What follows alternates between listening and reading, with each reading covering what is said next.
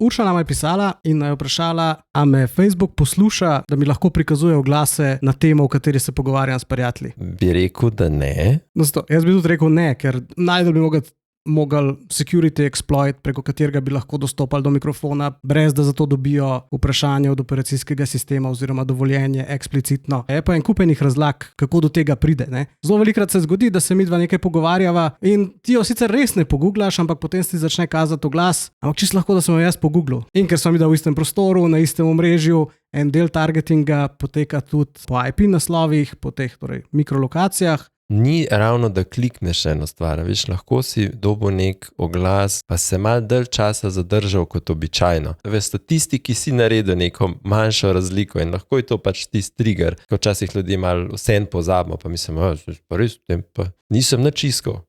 Upam, da so odgovorila na vprašanje. No, da Urša, hvala za vprašanje.